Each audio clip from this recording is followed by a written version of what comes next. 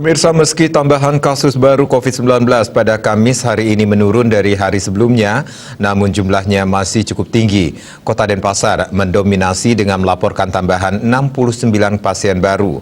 Selain itu, pada hari yang sama, kasus kematian terbanyak juga berasal dari Denpasar, yakni 3 orang, serta melaporkan 45 pasien sembuh.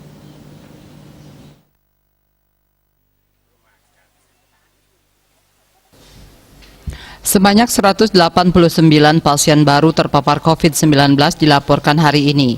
Dari jumlah tersebut, Denpasar mendominasi dengan tambahan 69 pasien baru, disusul Badung dengan 46 pasien baru, Tabanan 25 pasien baru, Gianyar 13 pasien baru, Jembrane, Karangasem, dan Buleleng sama-sama melaporkan 8 pasien baru, Kelungkung 4 pasien baru, dan Bangli melaporkan 3 pasien baru. Selain itu, masih ada kabupaten lainnya yang bertambah 5 pasien baru. Total kasus yang ditangani Provinsi Bali hingga hari ini mencapai 18.795 kasus. Pada hari yang sama, sebanyak 137 pasien juga dinyatakan sembuh. Denpasar melaporkan 45 pasien sembuh, diikuti Jembrane melaporkan 31 pasien sembuh, Tabanan dan Buleleng sama-sama melaporkan 19 pasien sembuh, Badung 13 pasien sembuh, Karangasem dan Kelungkung masing-masing melaporkan 3 dan 1 pasien sembuh.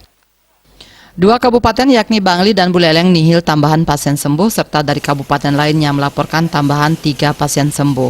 Total pasien sembuh per hari ini mencapai 16.972 orang atau 90,30% dari total kasus yang ditangani. Di pihak lain, sebanyak 5 pasien dilaporkan meninggal yang berasal dari Denpasar 3 orang, serta Tabanan dan Badung masing-masing 1 orang.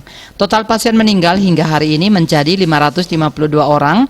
Sementara itu, hingga saat ini pasien yang masih dirawat di Bali akibat COVID-19 mencapai 1.271 orang. Untuk menekan penularan COVID-19, selalu ingat pesan Ibu dengan disiplin menerapkan 3M, yakni memakai masker dimanapun, terutama saat berada di tengah keramaian dan sedang mengobrol dengan orang lain, mencuci tangan dengan sabun di air mengalir, serta selalu menjaga jarak dengan orang lain. Tetaplah waspada dan patuh jalankan protokol kesehatan dimanapun berada. COVID-19 musuh tak kasat mata, mengincar tiap momen kelengahan kita. Terus patuhi 3M dan dukung upaya 3T, yakni testing, tracing, dan treatment dari pemerintah. Wartawan Bali Pos melaporkan.